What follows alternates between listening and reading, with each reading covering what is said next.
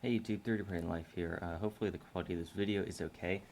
I was going to record with my actual camera, but it turns out I can't find my SD card. Probably left it at my house or something, I don't really know. But until then, videos will be on my phone. I do want to try to start doing much more videos. I know I keep saying that, but now I finally do have time on a somewhat regular basis in the morning to record. So hopefully I'll be able to do that. So let's get started. A few things. First big thing is that I'm having a contest for Eclips3D owners. This is only for people who actually own my printer so far. Sorry if you don't. I will be catching you in the future. I will be doing another giveaway, probably fairly soon after this one. But the video is pretty simple. Or I mean, the contest is pretty simple. You just have to make a video about your printer. You don't have to talk in it. It could just be a video of it printing. It could be like a collage, time lapse, or it could be a review, your thoughts and opinions, upgrades you've done to it, anything like that. There's only 3 requirements. 1, it's got to be at least a minute long, because anything less than that is kind of short for a video. 2, you just have to have the words Eclips3D printer in the name of your video, in the title. You can have whatever else you want with it. You just got to mention that it is the Eclips3D printer. And 3, just put a link to the Eclips3D website, www.eclips3d.com, in the description. So more rules on that, and where to enter will be down there, probably the first link in the description. So if you're interested in that, and you have an Eclips3D printer, then I would invite you to check that out. There will be spools of filament as prizes. If there are 3 or less entries, there'll be 1 spool awarded for the video that I deem to be the best, most informative, and educational, and entertaining. And if there are more than 3 entries, then there will also be a random spool prize. So there will be either 1 or 2 spools of filament being awarded. Any color of your choice. It'll be Hatchbox filament, which is my favorite, and that's pretty much that. Onto the printer.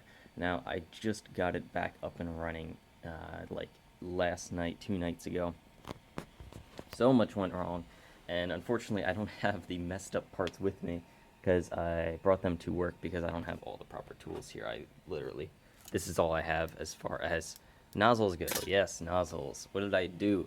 Well, I have a E3D, oh there it is, a E3D hardened steel nozzle now, which is awesome because I can print all my exotic filaments. I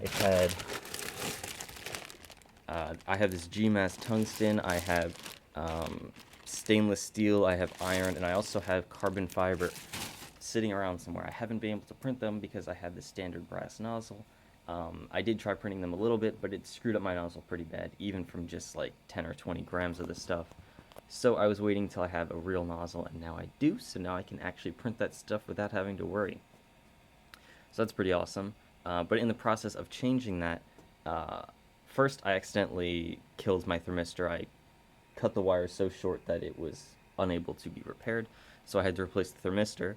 Upon replacing the thermistor, I found that the heat block was actually tipped, like bent a little bit. The heat break was bent, so the heater block was not parallel with the heat sink, if you look in there.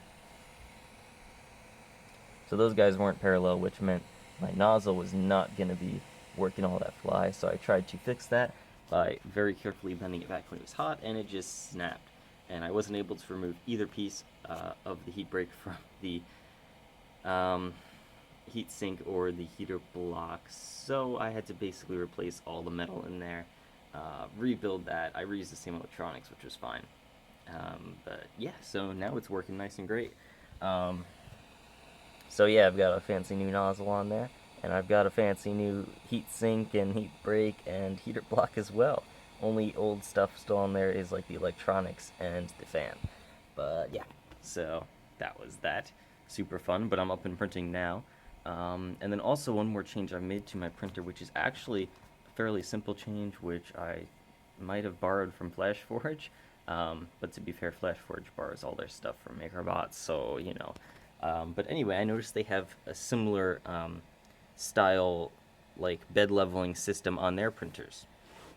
And as you may have noticed, there is a nickel taped right there. Well, the reason for that is fairly simple.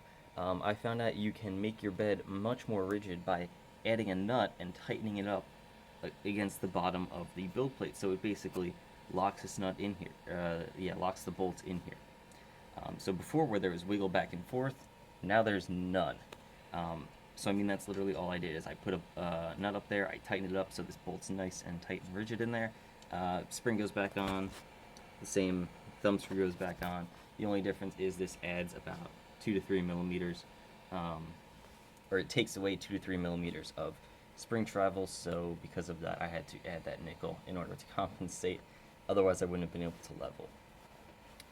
But I will be more officially releasing a lowered by 3 millimeter Z end stop, so anybody who wants to do this mod can just print out the new end stop bracket before they do so, and they'll have no issues. They won't have to take a nickel there like I did. But yeah, this is a pretty awesome mod, and it's really simple, and it does make it a lot more rigid, which I do think will help in prints. I haven't really seen the effect quite yet, but I don't really have any direct comparisons or know exactly where those artifacts would have originated from if they did come from this wobbling about.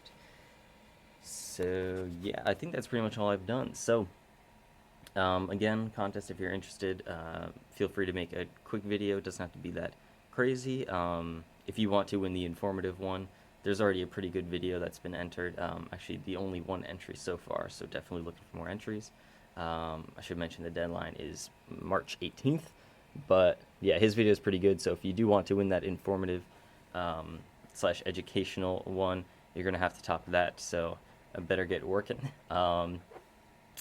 And that's pretty much it, so stay tuned for a lot more videos about those exotic filaments, which should be pretty fun to print with once I get them dialed in. And I believe that's all I've got for today, so thanks for watching. I'll catch you guys later.